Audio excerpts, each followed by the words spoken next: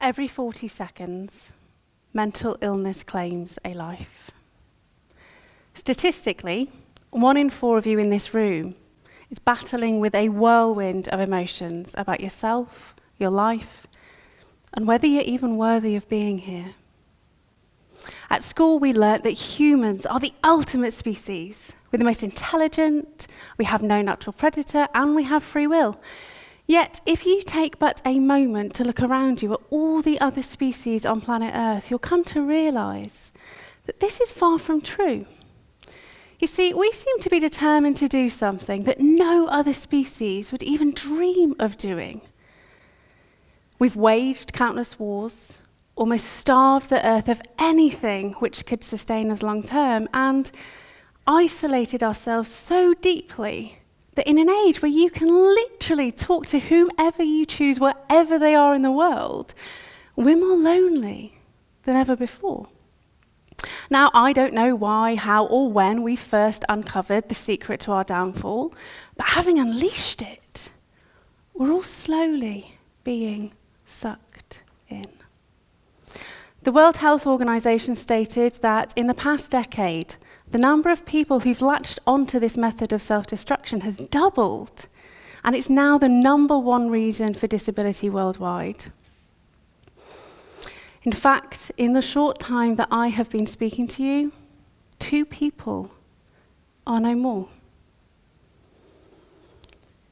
Somehow we have gone from a species with no natural predator into one which relentlessly hunts themselves, and if not stopped, will cause our own extinction. Right now, the financial cost of mental illness to the global economy is estimated to be $1 trillion a year. That's trillion with a T, not billion with a B or million with an M. That's a number so financially vast, most of us can't even comprehend it. So let's just process that number for a second. With $1 trillion, we could pay for 31 million nurses in the Western world. Right now, there are just 29 million nurses across the entire globe. And if we were able to siphon off just 1% of that money into effective mental health treatment, thousands of people would survive. As a psychologist who's worked intimately with hundreds of people and supported thousands of people worldwide safely from the path of self-destruction, I find 2 things truly saddening about the number of people developing mental illness. The first is the continued reliance on methods of treatment that the scientific and medical community have categorically proven to be ineffective long-term. The second is the number of people who refuse to see the truth. Unlike losing a leg, arm, or finger, which once gone stays gone, research has shown time and time again that we not only have the power to wire our brains, but rewire them. No one person has this ability better than another. It's part of our natural evolutionary state. And this means that biologically right now, every single person struggling with mental illness can reverse it. And don't you see how exciting this is? Now the problem, most won't. Because it's not an easy process. You can't just take a pill and everything be okay. It takes real work. It takes non-stop, relentless action on a daily basis, and most importantly, it means doing the one thing we find so terrifying. We instead choose to stay trapped in a nightmare of our own creation. Over the past 5 years, I've come to realise that there's an extremely effective solution which is often overlooked. In fact, it wasn't until recently did I see this staring me in the face. Entrepreneurship. Now, I'm not talking about the currently hijacked definition of entrepreneurship, which is about setting up a business or a side hustle and taking financial risks. I'm talking about the true meaning of entrepreneurship, of being of service to the world. And as you'll soon come to see, it's this mission of service, not one of self-destruction, that's our true mission. When we step back from a place of what we can get and instead focus on what we can give, we rapidly change our lives from one of hopelessness worthlessness, and unending torment into one full of peace, joy, and abundance. And for those of you who are ready to step away from the path of self-destruction, there are just 3 things you need to do. And these 3 things have been proven to reverse the effects of mental illness and safely guide you onto a path of long-lasting emotional and mental freedom. And isn't it about time that you had control of your life? The first step is live. You must choose to live. You must choose to do things which are for your benefit and not ones which will result in a worsening of your position later down the line. Now, a few years ago, I was listening to the radio and the guest, Anita Morjani, said something so profound. It not only stuck with me, it became my guiding light in the dark times. And she said, we always have a choice. We can choose to do something which serves us, or we can choose to do something which sabotages us. And every time I find myself on that path of self-destruction, I pull this out and I force myself to place my decision in one of these 2 categories, because there is no in-between on this journey we call life. And very often, this act alone is my salvation. When I first met Millie, she told me the only reason she got out of bed in the morning was because her daughter wasn't old enough to make her own breakfast. And she said, I don't want to end everything. I just don't see the point in being here. Having unearthed a deep desire to work with animals and support others from a place of nothingness, she made a choice. She chose to live. And in that moment, her future changed. And since working together, she's retrained as an animal therapist, bought some land, and now spends every single day bringing light into the lives of children. And isn't it about time that you had a reason to live too? Now, only when you have chosen to live and you're already on your journey will you be resilient enough to tackle step number 2. And step number 2 is one of declaration.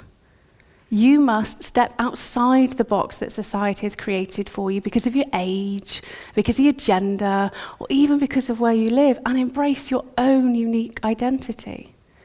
But in order for you to do that, you must first accept all of your quirks, forgive yourself for your past mistakes, and embrace your uniqueness so that you can confidently share who you are with the world.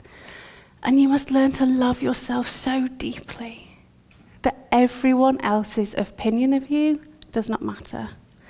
And unless you do this, you will forever stay trapped in step number 2. Now, I need you to know that step number 2 is the hardest. It's the one where most of us get stuck, and it's the one that's causing many of our young people to struggle in a world which affords them more opportunity than ever before. I myself was stuck here for many years. I chose to stay in jobs that caused me untold harm because it was easier than leaving. I chose to behave in the most appalling ways to keep others at arm's length so that I didn't get hurt. And I chose to refuse to look at the things from my past because the thought of it was so painful.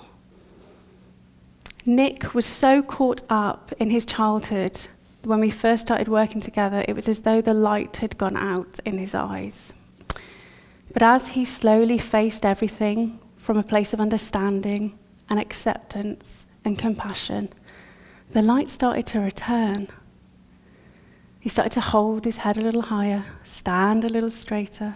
And then one day, as if by magic, the person he'd always been shone so brightly. It was as if he was glowing, and don't you deserve that for yourself too?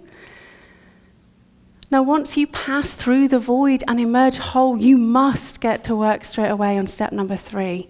Lingering will see you swiftly being pulled back down that rabbit hole and back onto that path of self-destruction. And step number 3 is one of legacy.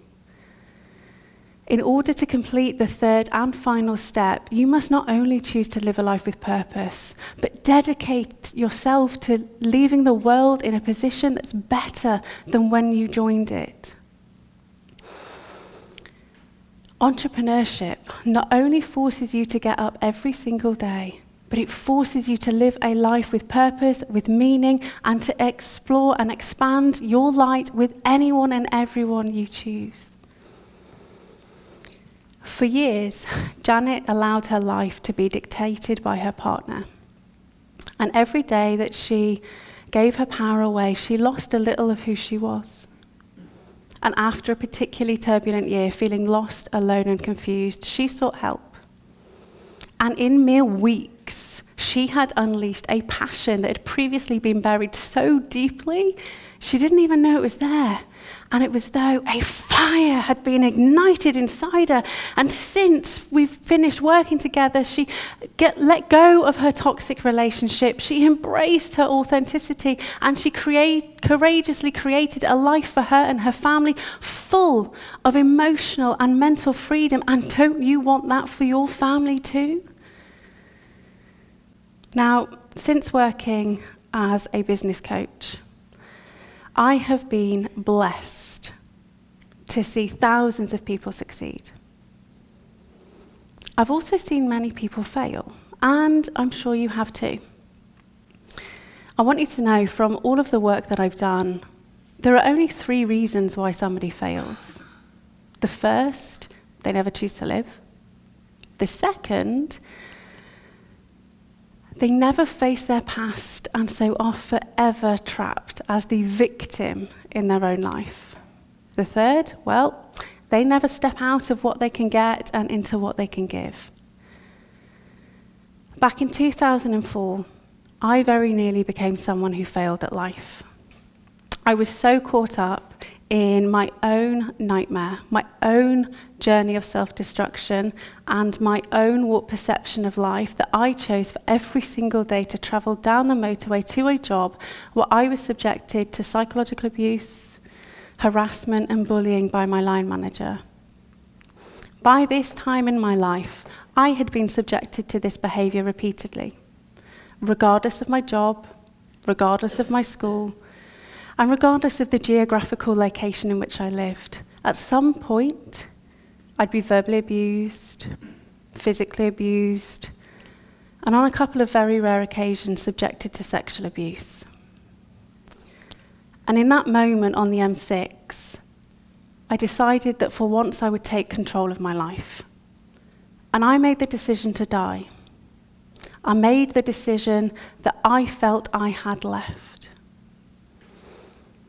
And as I maneuvered from the right-hand lane to the left so I could run my car off the road without causing harm to anyone else, the traffic came to a standstill. And as I sat there, wedged between these 2 lorries, I became angry. I felt like the only decision I had left had been ripped away from me. And then as I continued to sit there, trapped, a fog lifted. And for the first time in months, my brain was clear, and I was able to make a different choice. Those 45 minutes forced me to step outside of my own warped perception of my life and face the true reality of my present situation. And in that moment, I was given the greatest gift of all. I was given the gift of time. And for the first time in my whole life, I actually chose to live.